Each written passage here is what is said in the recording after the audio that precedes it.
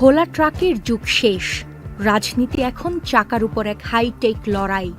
ইউএসের প্রেসিডেন্ট হোক কিংবা বাংলাদেশের রাজনৈতিক নেতা, সবার প্রধান অস্ত্র এখন এই বুলেট প্রুফ ক্যাম্পেইন বাস।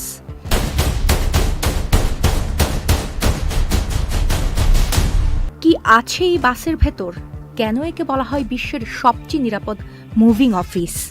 আজকের ভিডিওতে আমরা উন্মোচন করছি আধুনিক প্রচারণার আসল খেলা।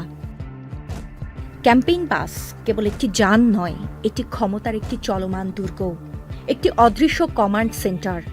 ডোনাল্ড ট্রাম্প, এরদোয়ান কিংবা অ্যাঞ্জেলা মার্কেল, বিশ্বের ক্ষমতাধর নেতারা যখন রাজপথে নামেন, তখন তাদের সবচেয়ে বড় কৌশলগত অস্ত্র হয় এই ক্যাম্পেইন বাস। আন্তর্জাতিক পরিমণ্ডলে এই সংস্কৃতি পুরনো হলেও বাংলাদেশের রাজনীতিতে এই আধুনিক ধারার প্রবর্তন করেন বিএনপির ভারপ্রাপ্ত চেয়ারম্যান তারেক রহমান। তিনি নির্বাচনী প্রচারণায় এক নতুন কৌশলগত মাত্রা যোগ করেন।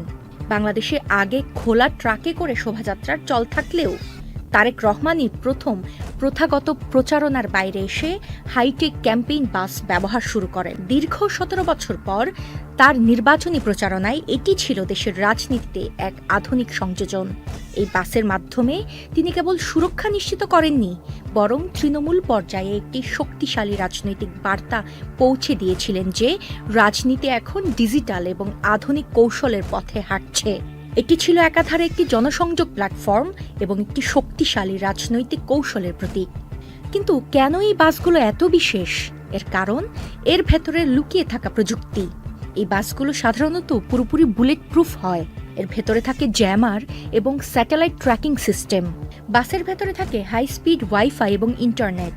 নেতা যখন বাসের ভেতরে বসছেন, তিনি আসলে আস্তে একটি অফিস নিয়েই ঘুরছেন।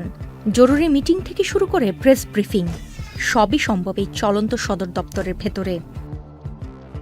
ইউএসএ, ইউকে কিংবা জার্মানির নির্বাচনে এই বাসগুলো হলো এক একটি চলন্ত মঞ্চ। একবার চিন্তা করুন তো, হাজার হাজার মানুষের ভিড়ে নেতা নিরাপদ দূরত্বে থেকে সরাসরি সংযোগ স্থাপন করছেন।